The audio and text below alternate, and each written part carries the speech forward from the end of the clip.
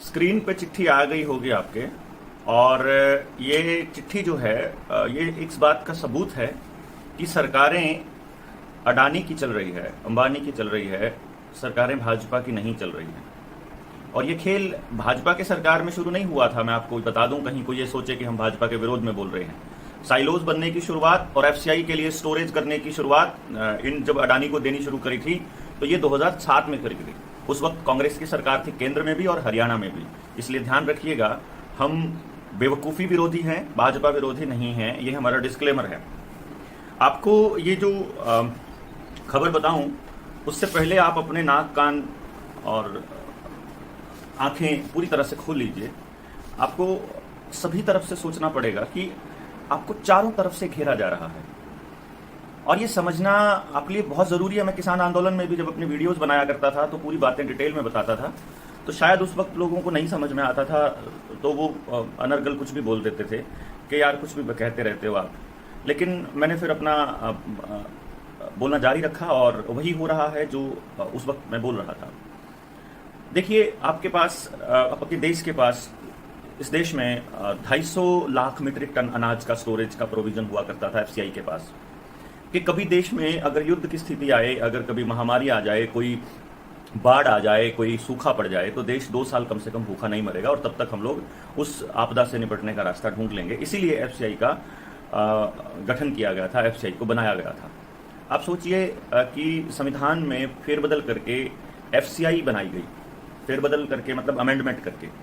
ये नेहरू के टाइम पे एफसीआई बनाई गई थी, नेहरू ने बनाई थी। उससे पहले खेती जो था वो स्टेट सब्जेक्ट था, लेकिन ज़रूरी मुद्दों पर केंद्र भी अपने कानून बना सकता है। ये अमेंडमेंट नेहरू ने किया था और उसी का फ़ायदा उठा के फिर नरेंद्र मोदी ने 2020 में खेती के कानून बनाए थे। और उसी के चलते अब नीतियां लागू करने के बाद अब इस वक्त हालत ये हो गई है कि पिछले साल हमारे पास 140 लाख मीट्रिक टन गेहूं था, मतलब अनाज था, और आज इस वक्त 40 लाख मीट्रिक टन बचा है केवल। मेरे एक मित्र हैं जिनकी अपनी एक मिल है, जिन्होंने मुझे वो डॉक्यूमेंट दिखाए कि भाई तुम्हारा आंकड़ा गलत है, अभी हमारे पास 40 लाख मीट्रिक टन ही अनाज बचा हुआ है। यानी अपना देश फूड क्राइसिस से मात्र 6 महीने दूर है मुझे लगता है। और जिसके हाथ में अनाज होगा उसी के हाथ में सब कुछ होगा। आप देख रहे हैं कि अलग अलग मंडियों में अलग अलग जगह पर लोग बाग अपने हकों की आवाज़ उठा रहे हैं और ब्लॉक ऑफिस के आगे धरना दे के बैठे हुए हैं।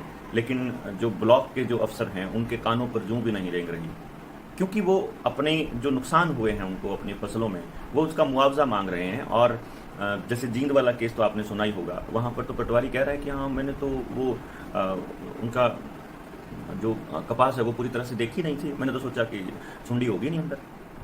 तो भाई जी, ये समझने वाली एक मतलब बात है जिसमें आपको गौर करना है। लेकिन अभी जो वीडियो जिस पर्पज़ के लिए बनाई थी वो मैं आपको बता दूं। इसके ऊपर मैं अलग वीडियो एक बनाई है मैंने, जो जींद में, जो अलेवा में जो 21 तारीख से धरना दिया जा रहा है ब्लॉक में, वहाँ आना सभी किसानों का क्यों ज़रूरी है, इस पर भी मैंने वीडियो बनाई है। फिलहाल हम इस चिट्ठी पर गौर करते हैं, जो चिट्ठी साहब के नाम पर बनाई है सरकार ने, अडानी साहब के नाम पर।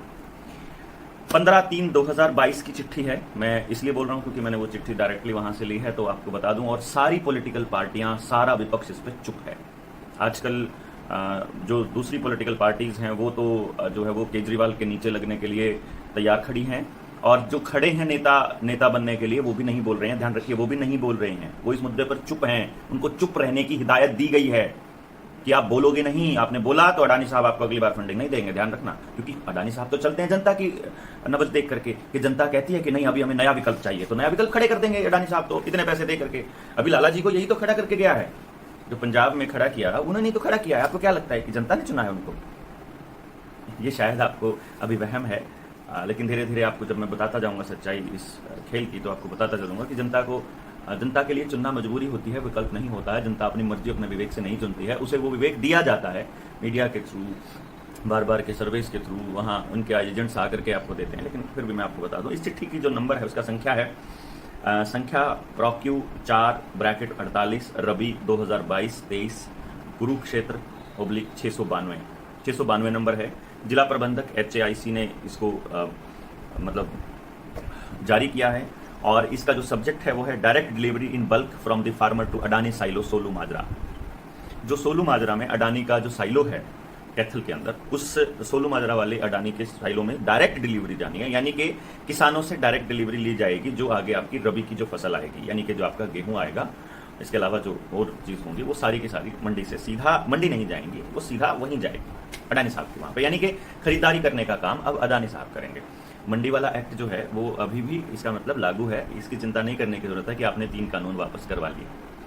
8 मार्च को मीटिंग हुई है एफसीआई के डिविजनल ऑफिस कुरुक्षेत्र में, डीओ कुरुक्षेत्र में, उसमें डिविजनल मैनेजर एफसीआई के रहे, डीओ कुरुक्षेत्र रहे, एजीएम रहे, डीएफएससी रहे, डीएम हैफेड कैथल रहे और कुरुक्षेत्र के डीएम भी रहे हैफेड वाले। और एक्शन प्लान बनाया गया कि वीट प्रोक्योरमेंट कैसे किया जाए और स्टोरेज कैसे किया जाए 2022-23 वाले जो साल है आरएमएस। तो ढांड, कोड़, पेवा, पाई, कुंडरी, सोलू माजरा, गुमथड़ा, गड़ू मंडी होगी, मैं गड़ू को नहीं जानता हूं, यहां के किसानों से कोई भी एजेंसी यानी कोई भी मंडी का आड़ती बैग में अनाज नहीं खरीदेगा। गेहूं को खरीदने के लिए या स्टोरेज के लिए बैग नहीं देंगे। समझिए, पहले क्या हुआ था, अडानी साइलोज के जो बैग थे वो डायरेक्ट आ गए थे, जियो वाले भी आ गए थे डायरेक्टली मंडियों के अंदर, और फिर बड़ी मट्टी पलीत हुई थी कि आप लोग तो इन्हीं के लिए काम कर रहे हो। तो अब की बार इन्होंने क्या कहा कि अब की बार हम बैग नहीं देंगे, और अगर कोई एजेंसी, अगर कोई आड़ती उनको बैग में स्टोर करता है तो एक तो बैग की कीमत भी हम नहीं देंगे और उसको डी बैगिंग का पैसा भी नहीं देंगे, जो उसको बैग से वापस खाली करने का है, जहां साइलोज में आपको डायरेक्टली जाना है, उसका भी पैसा हम लोग आपको नहीं देंगे। ये सारा का सारा एजेंसीज को ही वहन करना पड़ेगा। तो ये बिंदु है इस मीटिंग का कि आपको एक तो बल्क में डायरेक्टली साइलो में जाएगा अनाज, हम आपको बैग नहीं देंगे, और बैग की डी बैगिंग अगर आपने जबरदस्ती आपने दे दिया तो आपको खर्चा वहन करना है, एफसीआई नहीं देगा और आप अपने खर्चे पर ये सब करेंगे। अगर आपने उनको बैग में पैक करके दिया तो उनको खाली करने के लिए जो दिहाड़ी लगेगी वो भी एजेंसी को देनी पड़ेगी, वो आड़तियों को देनी पड़ेगी। तो जी एफसीआई के जो मैनेजर्स हैं, वो एफसीआई के जो सारे के सारे अफसर्स हैं, उन्होंने पिछली बार जब एफसीआई ने अपनी रिपोर्ट दी थी तो सरकार को यह कहा था कि एफसीआई को खरीदने की जरूरत नहीं है। एफसीआई के लिए स्टोरेज का ठेका पहले से ही इन बड़े घाघ लोगों के पास है। एफसीआई को धीरे धीरे अगर ये खत्म कर देंगे तो जमींदार के अनाज कहाँ जाएगा, जमींदार ने इसके लिए क्या इंतजाम किया हुआ है, खेती हर मजदूर कहाँ जाएगा, इसके लिए आपको सोचने की जरूरत है।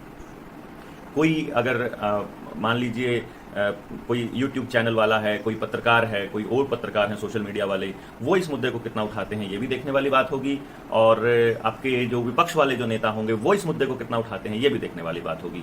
आड़ती भी बर्बाद होंगे, किसान भी बर्बाद होंगे, छोटे जमींदार भी बर्बाद होंगे, आपके बच्चों की स्कूल वैसे ही बर्बाद कर रखे हैं, आपकी बिजली क्राइसिस भी आएगा, फूड क्राइसिस भी आएगा, महंगाई भी बहुत ज्यादा होगी, पेट्रोल डीजल के दाम भी बहुत बढ़ेंगे, आपकी चिप भी लगने वाली है, अगला लॉकडाउन की भी तैयारी कर रहे हैं, अगली डोज भी आ गई है, 12 से 14 को भी लपेटना शुरू कर दिया है, बूढ़ों के लिए भी आ गई है, हरियाणा वाले कितने साथ हैं ये सबको पता है। स्कूलों में चुपचाप मास्टर जी बिना माँ बाप को बताए ठोक रहे हैं बच्चों को, और अपने टारगेट पूरा करने के लिए, नहीं तो उनको ये धमकी दी जाती है कि तुम्हारी नौकरी खतरे में पड़ जाएगी। और जो दलाल लोग हैं आपके, जो पॉलिटिकल पार्टियां बनी हुई हैं, जो कंपनियां, ये बोलेंगी नहीं आपके लिए, और नई पार्टी एक बनी है वो भी इस मुद्दे पर कितना बोलती है, क्योंकि वो तो पहले ही 2000 का चालान लेके बनी हुई है, उसने तो 2000 का चालान ही इसलिए रखा गया था कि आकाओं की नजरों में आ जाए। तो खेल बड़ा है, आप कितना समझते हैं, कितना जल्दी समझते हैं, ये देखने वाली बात होगी कि आप कब बोलेंगे।